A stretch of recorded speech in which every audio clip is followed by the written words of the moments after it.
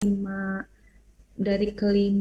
apa sih kontrak mata kuliah ini tentunya saya juga bakal memasukkan ataupun mengasih apa ya, nilai tambahan dengan cuma-cuma, tapi syaratnya teman-teman di sini Bapak Ibu semua apa ya, keaktifannya gitu, atas keaktifan yang baik itu atas pertanyaan maupun menjawab pertanyaan dari teman-teman ataupun dari pertanyaan yang saya lontarkan ke teman-teman semua.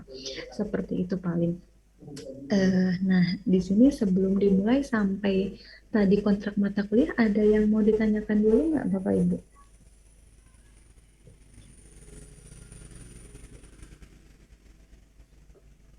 Sementara belum ada, Bu. Sementara belum ada ya. Baik, kalau tidak ada, ini merupakan mata kuliah kewirausahaan sebelum UTS. Nah, nanti Bapak Ibu semua akan dibagi menjadi 4 pertemuan tentunya dalam 1 bulan 1 kali. Terus ada juga kalau tidak salah nanti terakhir 1 bulan ada 2 kali gitu ya sebelum ke UTS. Ini materi-materi yang bakal Bapak Ibu pelajari dari mata kuliah kewirausahaan ini. Yang pertama ada karakter wirausaha. Nanti di sana itu Bapak Ibu akan mempelajari dari awal proses apa yang dimaksud dengan kewirausahaan sampai membuat suatu rancangan bisnisnya seperti apa. Seperti itu. Dan materi pertama ini hari ini bakal disampaikan oleh saya sendiri gitu ya. Terus nanti pertemuan kedua ada komunikasi dan interpersonal. Nah, di sini nanti mungkin bulan depan ya bakal dibahas ini untuk materi kedua ini. Terus ada ketiga ini tentang prinsip-prinsip kepemimpinan dan inovasi. Terus yang keempat ada kemampuan berinovasi serta menciptakan produk dan layanan unggul. Nah, sampai sini mungkin nanti luaran ataupun hasil dari mata kuliah kewirausahaan ini Bapak Ibu diharapkan bisa membuat produk luaran ataupun merancang proposal bisnis plan ataupun rancangan bisnis seperti apa gitu ya. Saya harapkan Bapak Ibu nanti di pas terakhir sebelum UTS bisa membuat dan bisa mengumpulkan mengenai proposal ataupun mengenai bisnis plan itu seperti apa konsepnya, ataupun dengan cara apa ya, mengumpulkan ataupun membuat bisnis dari inovasi Bapak Ibu semua, ataupun bisa aja diterkaitkan dengan pekerjaan yang sedang sekarang Bapak Ibu lakukan, ataupun cara contohnya di rumah sakit ataupun di bidang kesehatan. Contohnya apa ya? Oh, bisnis sekarang lagi tren vaksin, menjual ataupun strategi bagaimana strategi memperjualbelikan ataupun menarik perhatian masyarakat agar divaksin. Nah, itu ada proposalnya ataupun mau mengenai proposal apa sih pengajuan ataupun proposal mengenai penelitian dan apapun itu nanti saya harapkan Bapak Ibu bisa mengimplementasikan pada mata kuliah ini. Oke, baik. Selanjutnya kita akan membahas materi pertama ini tentang karakter kewirausahaan. Apa yang dimaksud dengan wirausaha itu, terus nanti dampaknya apa, manfaatnya seperti apa, strateginya bagaimana, nanti kita pelajari di mata kuliah atau di pertemuan pertama ini. Izin ya Bapak Ibu, mungkin di pertemuan pertama ini biasanya kalau di umum-umumnya kuliah mengenai ataupun apa sih pertemuan pertama ini biasanya tidak langsung ke materi ya gitu, karena berhubung ini mata kuliah dan waktunya dipadatkan, jadi saya izin untuk menyampaikan langsung materinya seperti itu ya. Baik, Bu. Nah, untuk ya, izin saya lanjut ya. Untuk perkembangan ilmu kewirausahaan sendiri. Nah, sebenarnya ilmu kewirausahaan mungkin umumnya secara tidak langsung sudah berjalan ataupun sudah berjangka sekian ratus tahun mungkin ya. Dalam kasarnya perkembangan ilmu kewirausahaan itu secara garis besar yang menggambarkan perkembangan pola pemikiran kewirausahaan, meliputi bisnis prasejarah, bisnis ekonomi, dan bisnis multidisipliner. Nah, di sini perkembangan ilmu kewirausahaan saya bagi tiga lagi. Yang pertama ada bisnis yang berbasis prasejarah, di mana di sini apa ya disebutkan ataupun dilakukan dalam jangka waktu yang sangat panjang gitu ya.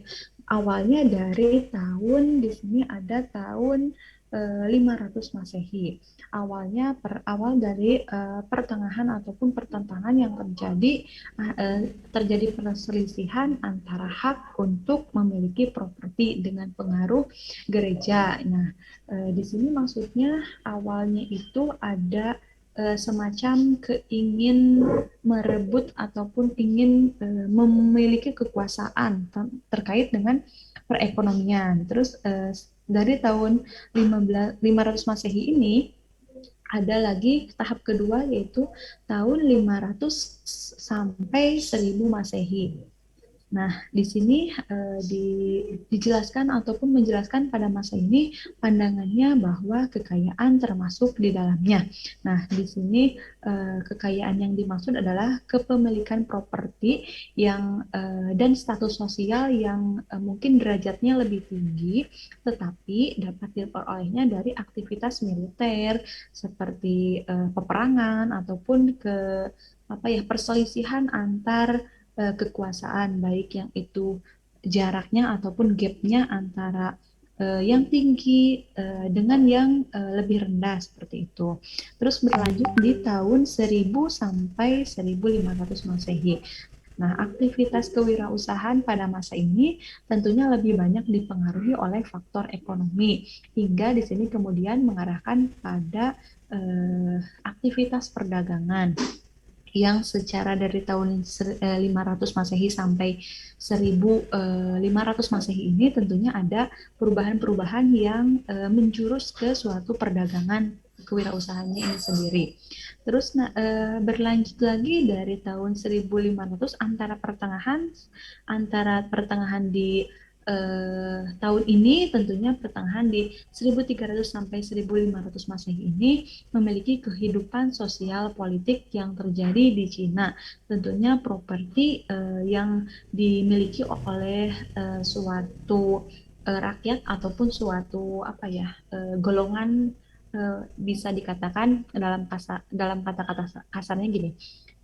Gimana ya, sosialnya lebih tinggi, tetapi properti di sini tentunya diambil terkait dengan kerajaan yang dikuasai oleh kerajaan Cina.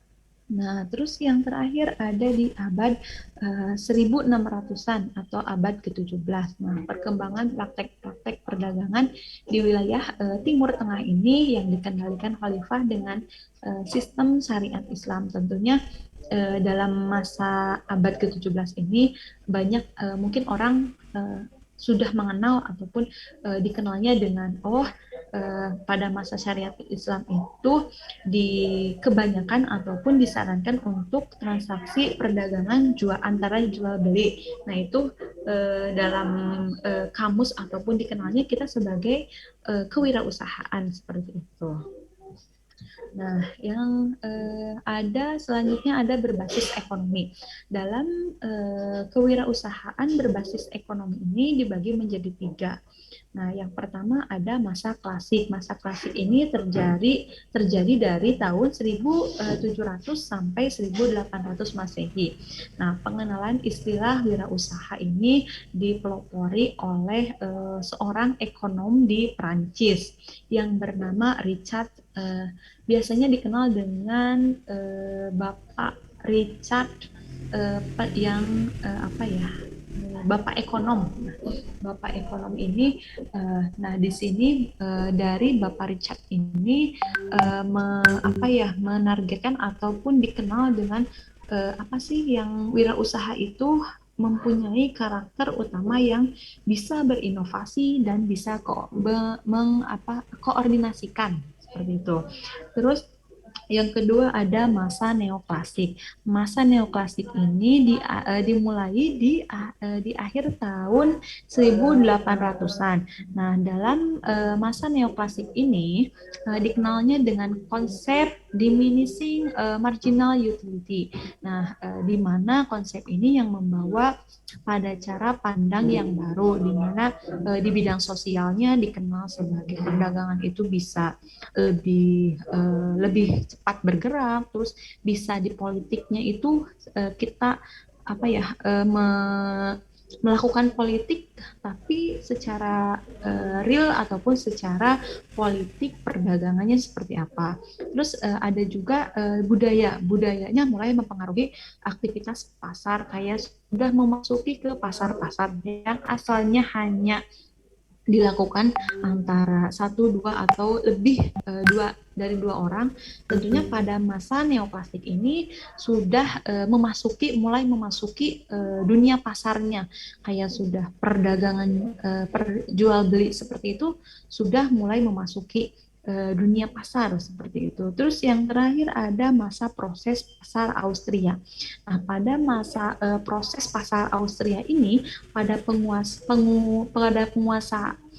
pengusaha yang berkonsentrasi untuk mencari beragam investasi yang berbasis pada pasar. Nah, pada masa ini tentunya eh, pada para pedagang ataupun pada investor ataupun yang biasa kita sebagai yang ingin mengembangkan usahanya sudah mempelajari informasi berbasis pasar, seperti aspek pasar itu bagaimana kita memasarkannya itu seperti apa, terus target pasarnya kita itu bakal menjual barang A ini dengan target mau diperjualbelikan kepada usia berapa atau jenis kelamin seperti apa, seperti itu. Nah, terus yang ketiga ada berbasis multidisiplin. Nah, berbasis multidisiplin ini ada 5 faktor yang mempengaruhinya. Yang pertama ada faktor lingkungan dan manusia. Faktor lingkungan dan manusia ini sebagian besar ataupun sebagian faktor yang dikenal seperti kebijakannya seperti apa lingkungan nanti jika kita membuka usaha di contohnya di daerah A, contohnya di daerah Kalimantan aja nih gitu. Terus kita membuka usahanya akan faktornya kebijakan dari pemerintahnya seperti apa. Jika kita membuka usaha contohnya pangan ataupun kesehatan bakal seperti apa prosedur-prosedurnya. Terus yang kedua ada produk manusia mencakup psikologi.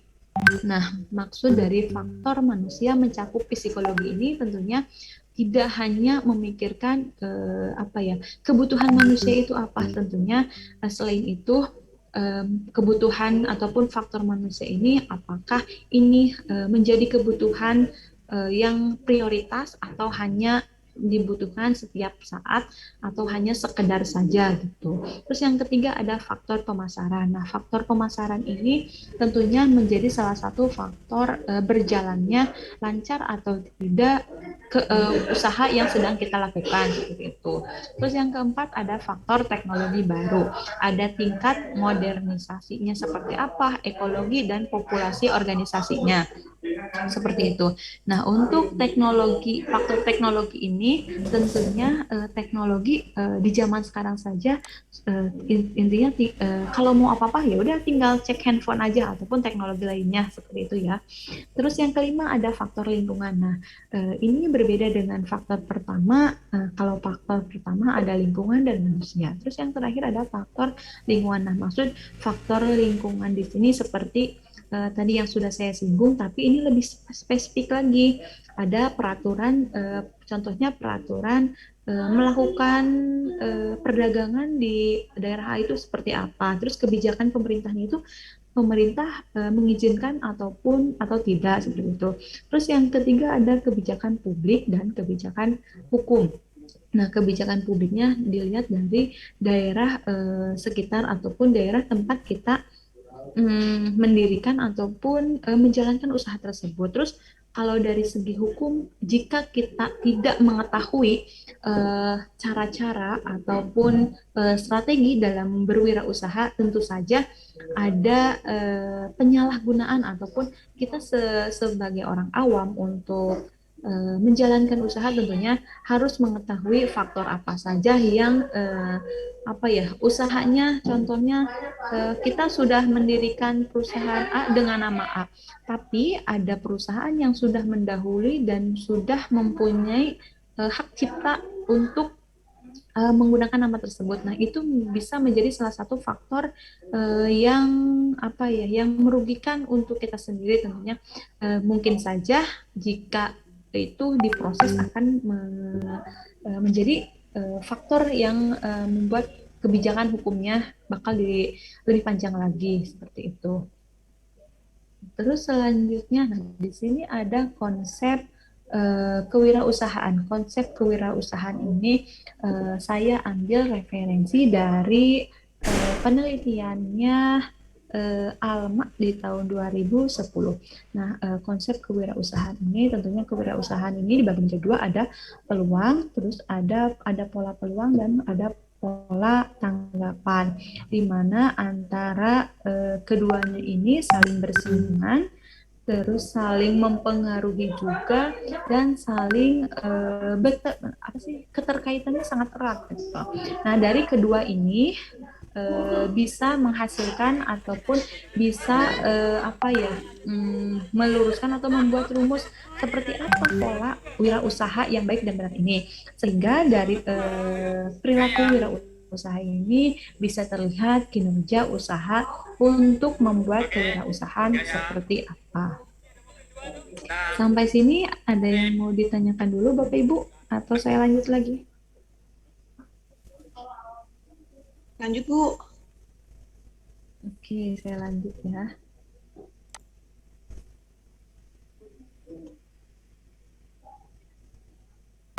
Setelah konsep di sini, setelah tadi ngomong konsep, terus berbahasa apa saja, di sini saya akan menjelaskan itu.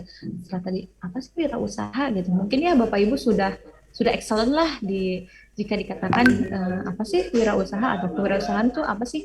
Nah, di sini kewirausahaan ini menurut Kamus Besar Bahasa Indonesia ini, kewirausahaan berasal dari kata wirausaha. Dan dalam bahasa Indonesia, wirausaha itu merupakan gabungan dari wira yang artinya gagah, berani, perkasa, dan usaha yang berarti suatu bisnis gitu. Jadi kewirausahaan merupakan ilmu atau konsep tentang menjadi seseorang yang berani dalam membangun bisnis. Seperti itu. Nah, terus ada karakteristik kewirausahaan.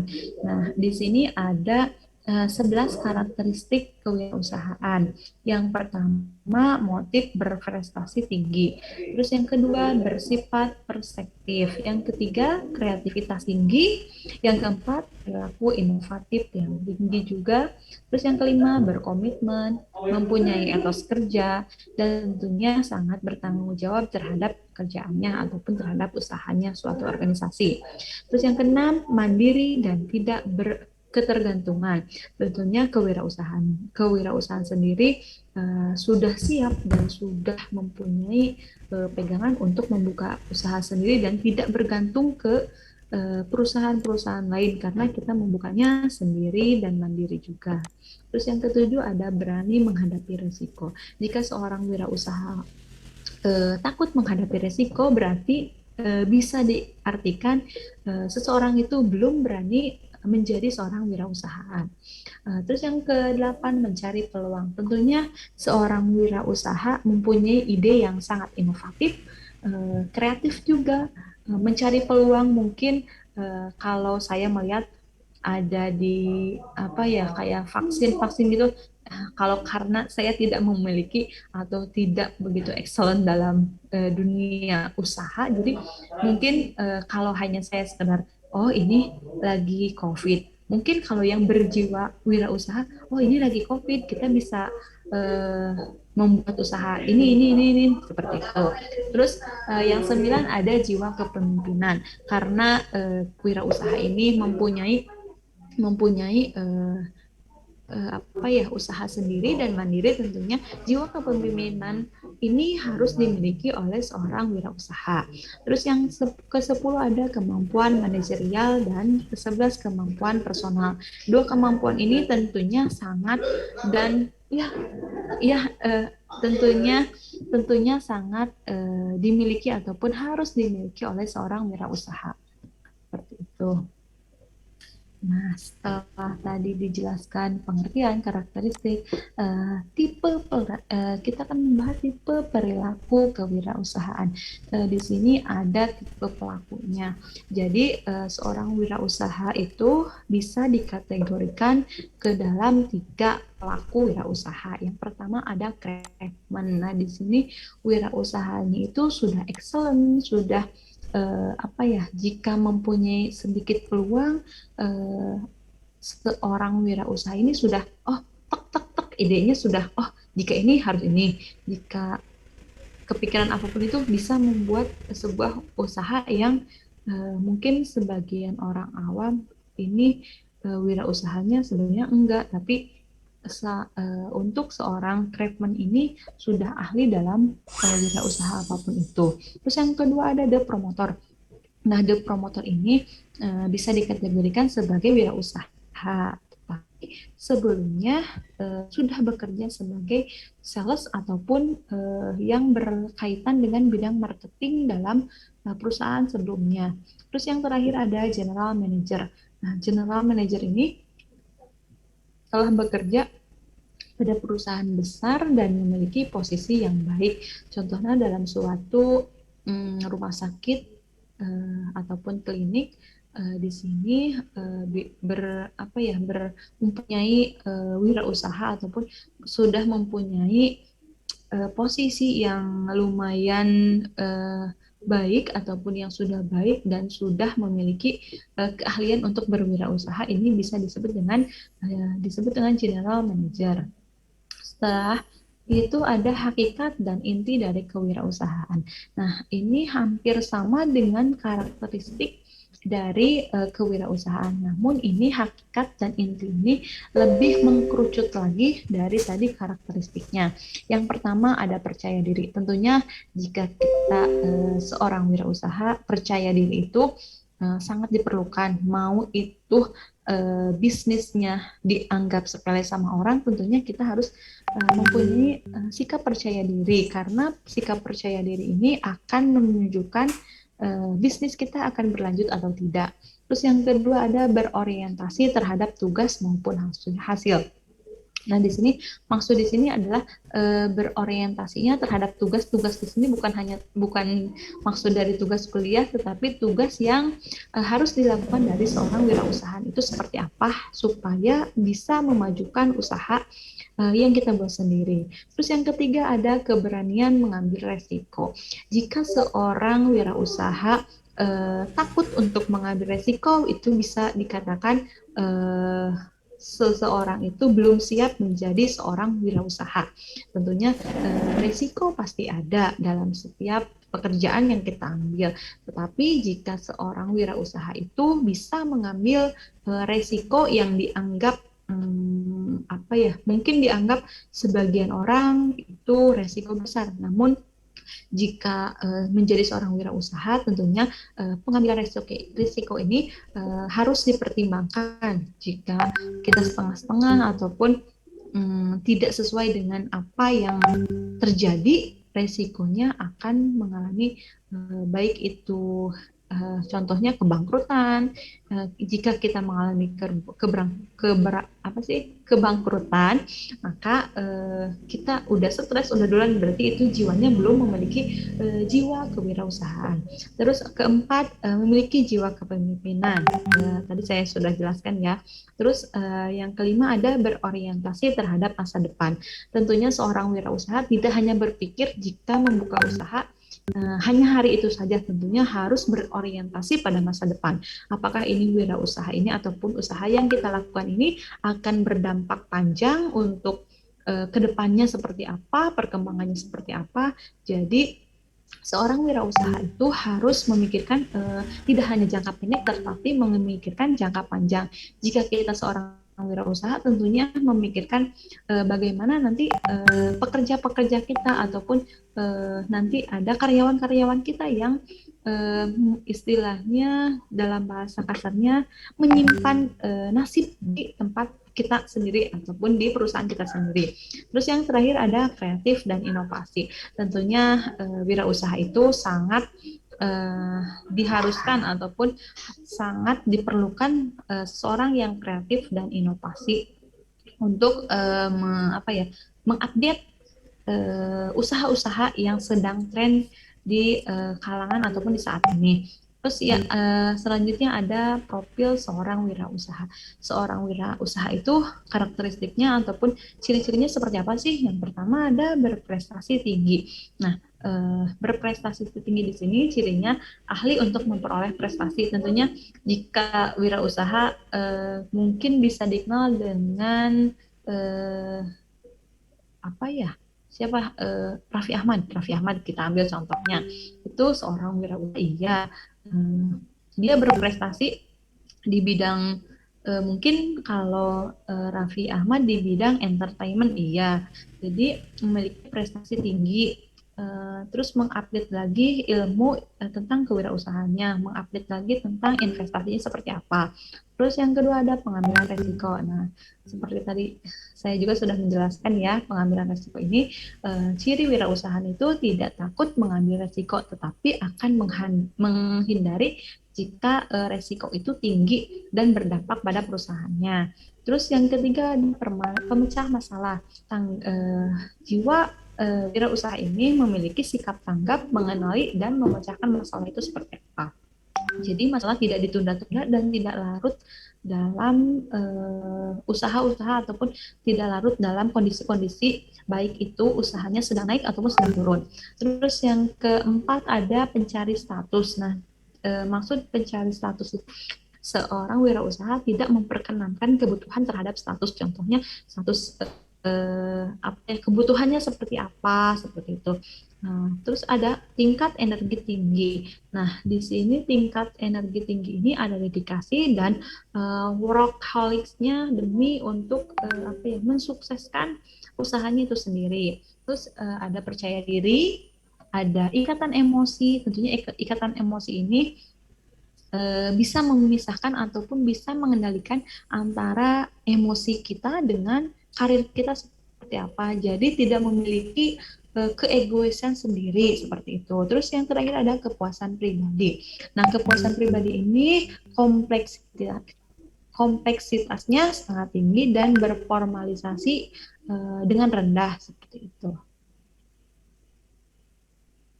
Nah, setelah tadi dijelaskan ya, sebenarnya apa saja sih jenis kewirausahaan? Di sini menurut Jim Merer dari penelitiannya Saragih tahun 2017 ada 4 jenis wirausaha. Yang pertama ada part-time entrepreneur. Nah, di sini seperti wirausaha yang mempunyai ataupun yang mempunyai pekerjaan lain tetapi yang bersifatnya kayak wirausaha sampingan, contohnya jika Bapak Ibu bekerja di perusahaan rumah sakit ataupun klinik, tetapi di luar itu Bapak Ibu menjalankan tugas seperti membuka warung ataupun membuka usaha-usaha seperti kayak kredit ataupun penjualan lainnya seperti itu. Terus yang kedua ada home based new venturer. Nah, di sini merupakan wirausaha yang didasarkan pada asal tempat tinggal. Di sini seperti Bapak Ibu tinggal di Kalimantan dan Bapak Ibu mempunyai usaha di daerah tempat tinggal Bapak Ibu semuanya seperti itu. Terus yang ketiga ada family. Nah, di sini wirausaha yang dilakukan secara turun temurun mungkin dari Bapak Ibunya atau kakek nenek Bapak Ibu semua. Terus yang terakhir yang keempat ada crowdpreneur. Nah, di sini wirausaha yang dilakukan satu atau dua orang lebih yang merupakan milik bersama, biasanya suami istri.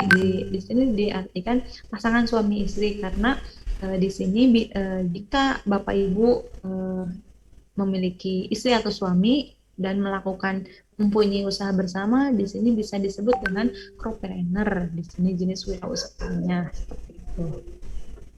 Nah, manfaat kewirausahaan untuk pelaku wirausaha itu apa saja? Yang pertama, akan memiliki peluang untuk melakukan suatu perubahan.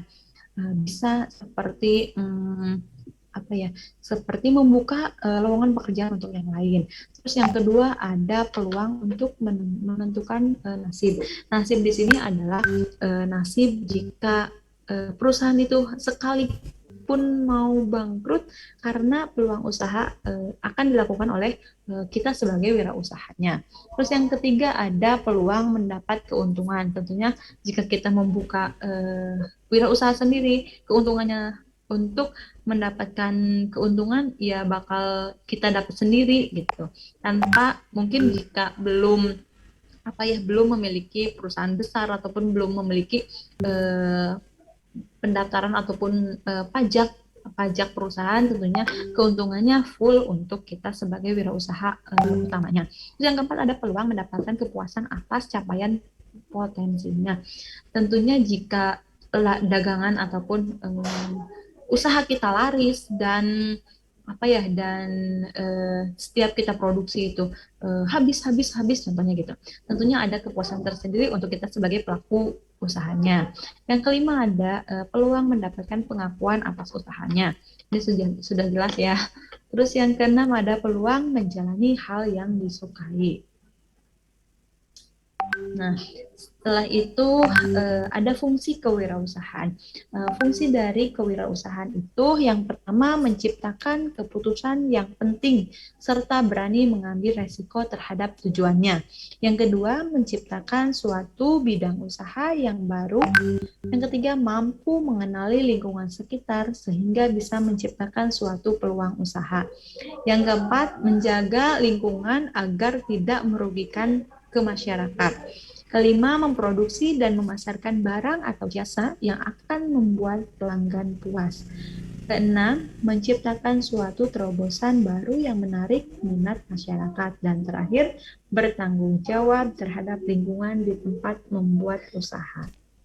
Nah, terus ada peran kewirausahaan. Ini saya kutip dari dari satu penelitian dari Niati dan Naud pada tahun 2010. Ini merupakan dari sebuah penelitian tersebut. Terus yang kedua ada Rahotami juga penelitian tahun 2010 juga. Peran kewirausahaan ini dari peneliti ini dikategorikan ada 4. Yang pertama, membuka peluang usaha baru. Yang kedua, menyediakan lapangan kerja. Yang ketiga, menaikkan output per kapita nasional. Yang keempat, memprakarsai dan menciptakan perubahan dalam suatu bisnis dan masyarakat. Nah, ini berikut sumber referensi yang saya pakai untuk materi kewirausahaan sendiri. Sampai sini ada yang mau ditanyakan? Sepertinya saya sudah menyampaikan materi pertama untuk mata kuliah kewirausahaan sendiri. Baik Bapak Ibu, silahkan ada yang mau ditanyakan terlebih dahulu mengenai tadi kewirausahaan ataupun apapun yang menyangkut dengan materi yang sudah saya sampaikan. Silahkan Bapak Ibu. Saya buka sesi diskusi dulu nih. Siapa tahu ada yang mau ditanyakan. Izin, Bu. Iya, silahkan. Bu Wesi. Iya, Bu. Diskusi sih, Bu. Iya. Jadi yang mau saya tanyain gini, Bu. Sebenarnya apa kaitan mata kuliah kewirausahaan ini ada dalam kurikulum perkuliahan? Karena kalau dulu saya tahun 2007 masuk D3 Perkamedis, itu sama sekali nggak dapat materi kewirausahaan ya Bu. Kemudian kalau nggak salah di tahun 2010 ke atas itu barulah mata kuliah kewirausahaan ini kayaknya masuk dalam Kurikulum. apa namanya? Ya, kurikulum. Nah, ini sebenarnya apa sih Bu tujuannya materi ini ada dalam kurikulum perkuliahan saat ini nih Bu? Oke. Makasih Bu. Ya, sama-sama. Mungkin sebentar ya, Bapak Noto, saya izin menjawab dulu dari pertanyaan Ibu Wesi ini. Mungkin di sini setelah barusan ditanyakan sama Bu Wesi ini, buat apa sih intinya? Buat apa sih belajar kewirausahaan? Kan dalam pasannya, dalam apa ya jurusan manajemen informasi kesehatan ini tidak dibutuhkan lah gitu. Tetapi apa sih materi hmm, kewirausahaan ini tentunya menjadi salah satu materi wajib di Universitas Indonesia Maju ini karena eh, di UIMA ini tidak hanya berfokuskan pada apa ya materi-materi yang menunjang Bapak Ibu semua dalam karir ataupun dalam jurusannya akan tetapi menurut dari aturan pemerintah sendiri diharapkan kita sebagai warga Indonesia tidak hanya berpatok pada suatu apa ya suatu perusahaan melainkan jika kita bekerja juga kita bisa mempelajari ilmu-ilmu tentang kewirausahaan itu sendiri seperti itu. Di sisi lain di apa ya di UIMA ini mengharapkan Bapak Ibu semua bisa menjadi ataupun bisa memberikan apa ya memberikan informasi ataupun memberikan keilmuan tentang kewirausahaan jika dilihat dari dalam arti jika dilihat dari untuk saat ini dan beberapa tahun ke depan ke belakang tentunya wirausaha ini sangat intens ataupun sangat berpengaruh di kehidupan negara Indonesia itu sendiri sih Bu. Nah, jadi kalau ditanya seberapa penting apa sih mata kuliah kewirausahaan untuk kita jika tidak ingin membuka usaha, sebenarnya ini ilmu yang UIMA ataupun kampus kita siapkan untuk Bapak Ibu di luar Bapak Ibu apa sih ingin memiliki apa sih jiwa kewirausahaan sendiri. Tentunya ini menjadi sebagai ilmu untuk mendorong Bapak Ibu membuka usaha ataupun ilmu baru update tentang kewirausahaan itu sendiri sih. Menurut saya seperti itu Ibu Wesi. Baik Bu, atau mungkin kalau saya simpulkan boleh Bu, Iya boleh. mungkin sebagai mahasiswa juga istilahnya ya Bu, sebagai mahasiswa ini juga dipersiapkan bukan hanya untuk mencari pekerjaan, tapi membuat pekerjaan, mungkin gitu ya Bu ya. Istilahnya kita menciptakan lapangan pekerjaan untuk orang lain lah begitu. Membuka lapangan pekerjaan untuk orang lain. Ya. Makasih Bu. Ya sama-sama. Silakan Bapak Noto.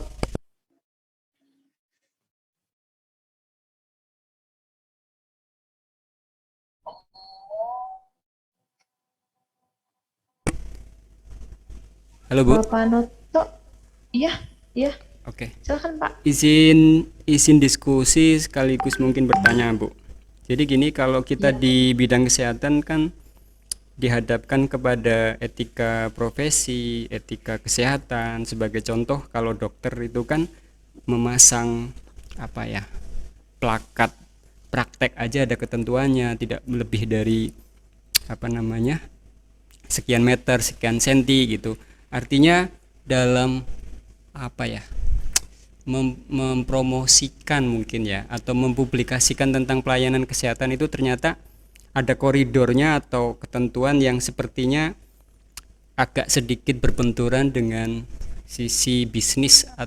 Mungkin bukan berbenturan sih, intinya harus menyesuaikan etis atau etikanya ketika kita memberikan promosi kesehatan gitu Pak. Tapi sisi lain kita juga ternyata terutama orang mereka medis itu kan sering beririsan dengan contohnya klaim. Kalau klaim itu kan sumber datanya dari rekam medis, jadi ada aspek kerahasiaan juga, ada aspek kendali mutu. Artinya kan tetap sisi kemanusiaan dikedepankan. Nah, apakah ada semacam apa ya supaya menyeimbangkan antara sisi etika kesehatan yang tentunya ada regulasinya juga dan sisi bisnis. Kalau di swasta mungkin agak lebih fleksibel ya kalau saya lihat, terutama kalau di rumah sakit negeri. Udah kita layanin dulu aja sisi kemanusiaan yang kita kedepankan. Yang saya lihat itu kadang agak sedikit benturan pelaksanaan di bawah sih Bu. Mungkin itu Bu. Makasih Bu. Agak Ya, curhat. sesi curhat ya Pak. Ini mungkin dari teman-teman yang sekantor Pak Noto ada sesi ataupun ada yang mau menjawab dulu nih sebelum saya sebelum saya memberikan tanggapannya untuk diskusi dari Pak Noto ini. Dari Pak Noto ini mungkin ada yang sekalian curhat sesi curhat lagi. Sesi sharingnya ada yang mau menanggapi dulu dari Bapak Ibu semua terkait dari diskusi ataupun sharingnya Pak Noto ini?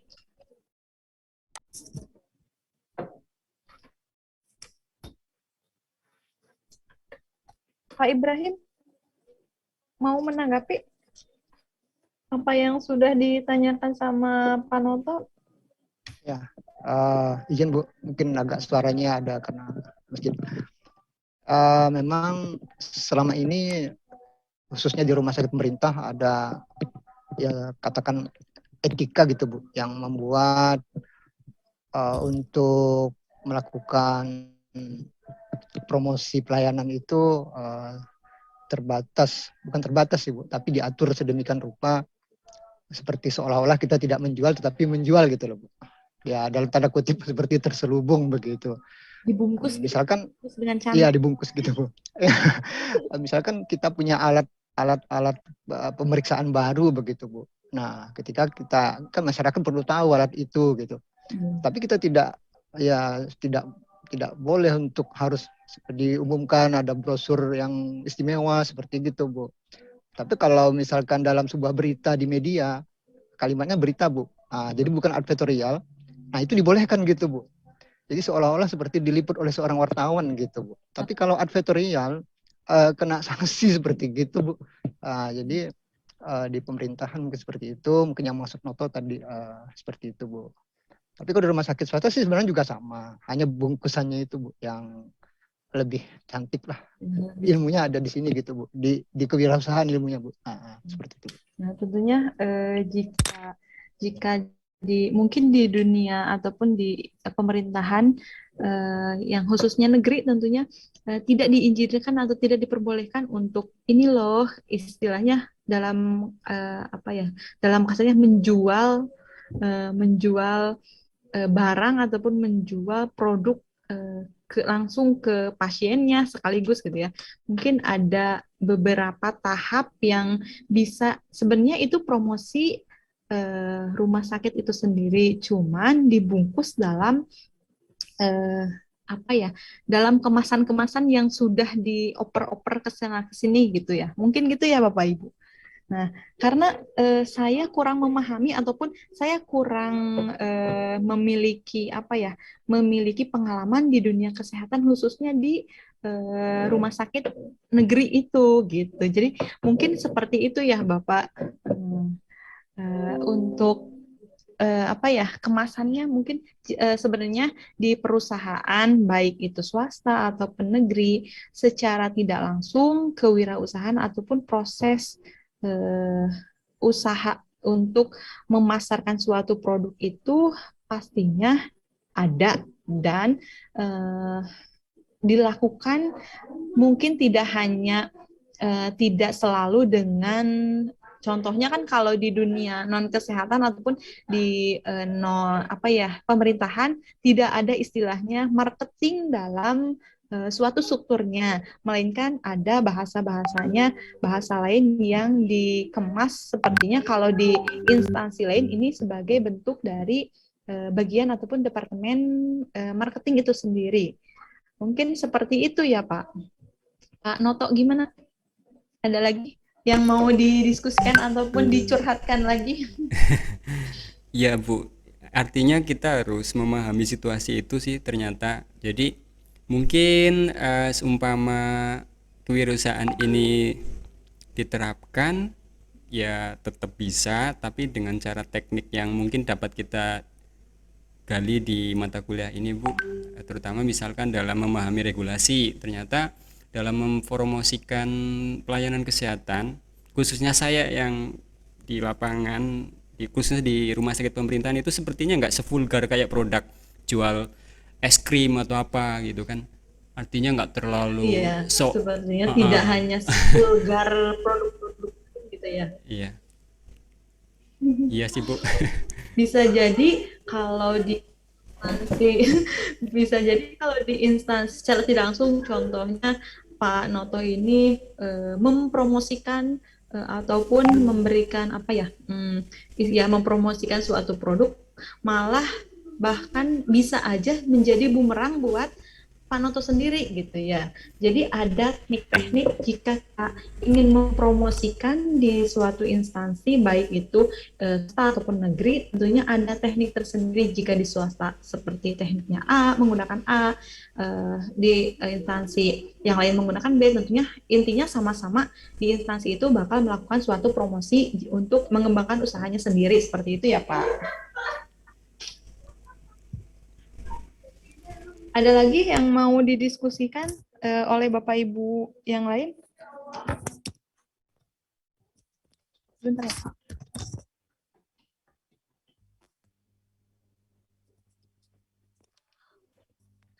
Yang bertanya, Bu. Ya, boleh Bu Nurwi. Bu. Ya. Kalau tadi kan ada dipaparkan sama Ibu untuk jenis kewirausahaan. Jadi kalau misalnya apa namanya tuh?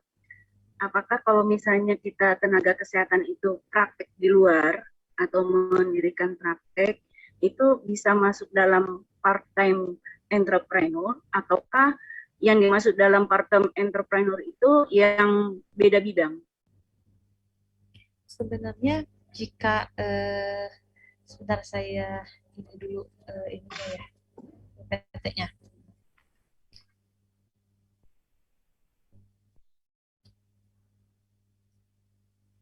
Di sini ada jenis kewirausahaan. Jika di Ibu bertanya jika seorang apa ya, kita sebagai tenaga kesehatan ingin membuka praktek di luar, apakah itu bisa disebut dengan part-time entrepreneur gitu ya?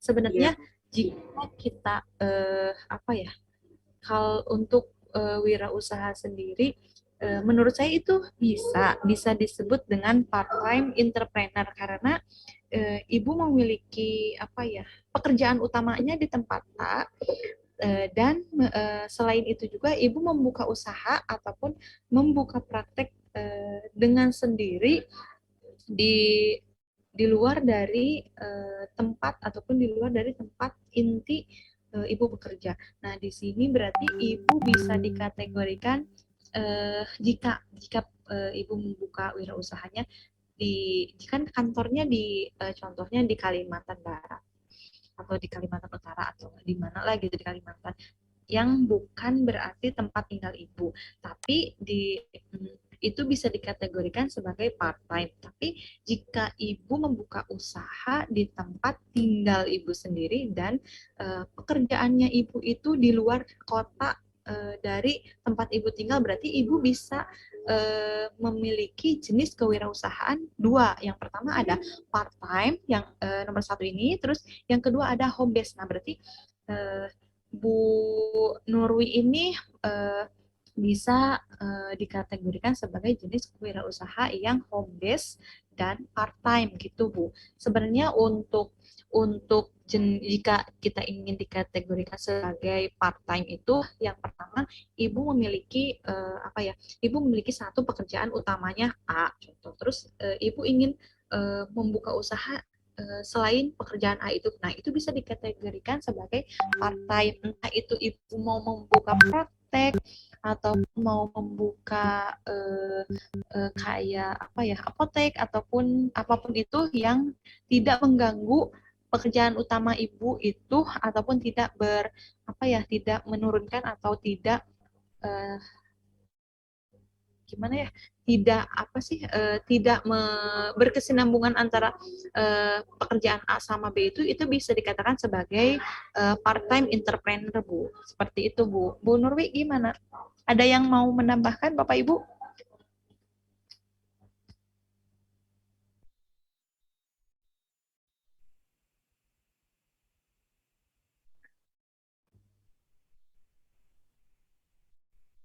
Bu Nurwi gimana pertanyaannya? Nggak paham, Bu. Ah, Paham, paham. Jadi ibaratnya kalau kita mempunyai pekerjaan, selain pekerjaan utama, itu bisa dimasukkan dalam part-time entrepreneur. entrepreneur. Iya, Ya. bisa, Bu. Terima kasih, Bu. Meskipun ya sama-sama, Bu. Meskipun Ibu hanya istilahnya membuka, kalau kan istilahnya kalau membuka praktek kan ada izin A, B, C-nya gitu. Ini Ibu bekerja contoh di rumah sakit A, terus Ibu mempunyai usaha lain di kayak semacam apa ya, jualan pulsa deh gitu, yang inti, yang dasar banget. Nah, itu bisa dikategorikan sebagai part-time entrepreneur, Bu. Gitu. Jadi tidak hanya berbentuk besar, meskipun berbentuk kecil pun itu bisa dikategorikan sebagai part-time entrepreneur. Gitu, Bu. Terima kasih, Bu. Ada lagi, Bapak Ibu? Ya, sama-sama, Bu.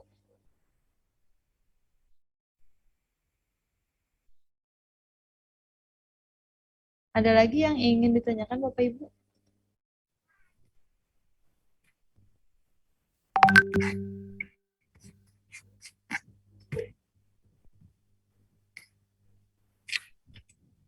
Tidak ada lagi? Sepertinya Jika cukup. Izin Bu, maaf mau bertanya. Oh iya, silahkan, Bu Nis. Ini Bu, untuk wirausaha ini, kalau yang saya pelajari waktu kuliah D3 itu memang praktiknya terkait dengan penjualan barang, ada bentuk barang yang dihasilkan seperti itu Bu.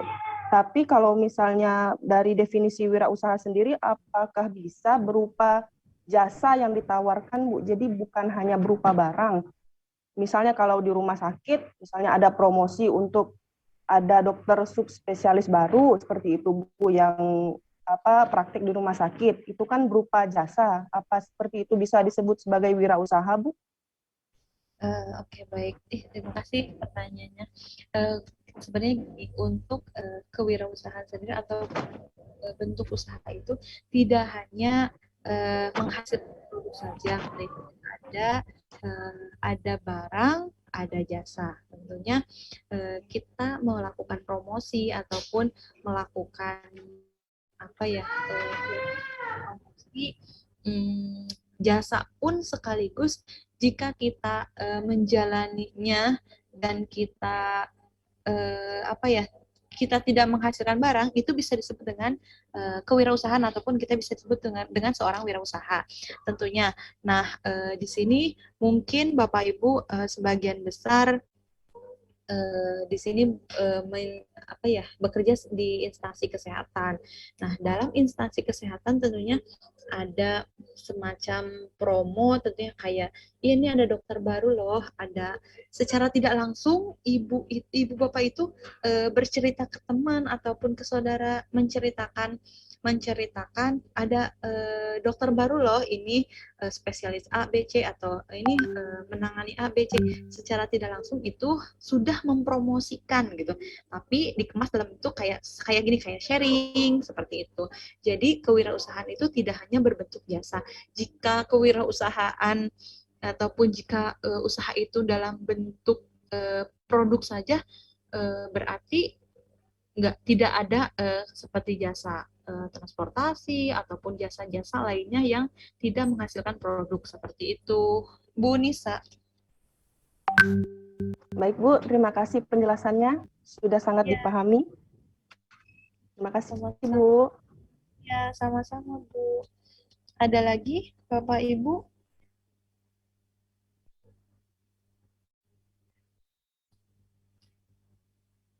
Tidak ada. Jika tidak ada, mungkin karena sudah lewat dari jam maghrib juga ya.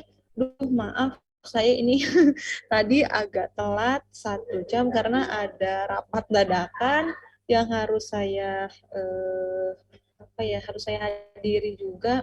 Jadi saya mundur 1 jam, mungkin sampai di jam 6 ini saya akhiri saja mata kuliah kewirausahaan pada sesi karakter kewirausahaan. Nah, untuk seharusnya kan ada materi kedua yang akan saya sampaikan, namun berhubung tadi sesuai dengan kesepakatan dari teman-teman semua, untuk sesi 1 jam selanjutnya saya akan memberikan materi kedua yang saya akan kasih ke si pennya Bu Wesi ya. Nanti saya kasih materi dan termasuk ini materi pertama juga akan saya share ke si pennya. Terus nanti Bapak Ibu boleh mempelajari dan harus bukan boleh sih pelajari gitu, emang harus ya, harus dipelajari untuk materi pertama ini yang barusan sudah saya sampaikan. Terus yang kedua nanti saya sampaikan mengenai usaha dan cara membuat usaha sendiri.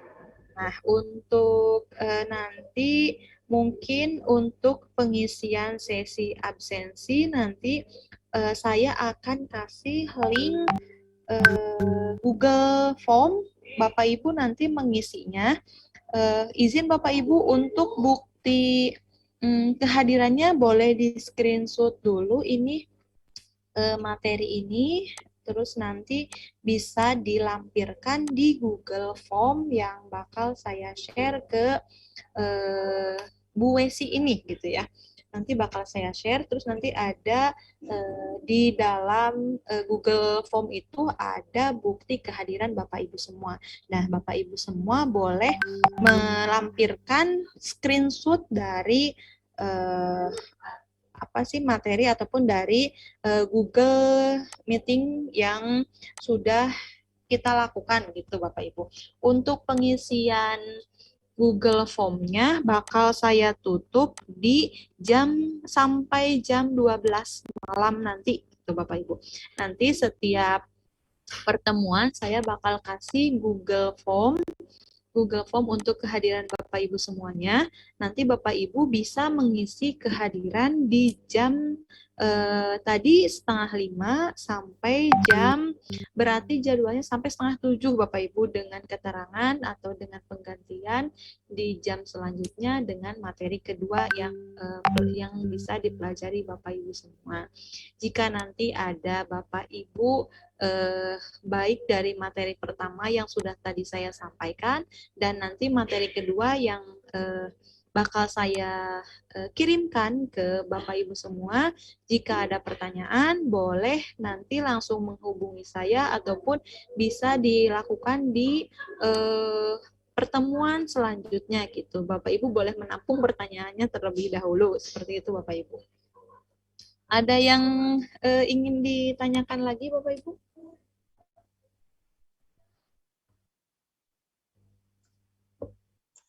Dari saya cukup, Bu. Oke, Bu Wesi sudah mewakili teman-teman yang lain. Sepertinya sudah cukup juga ya Bu Bapak Ibu.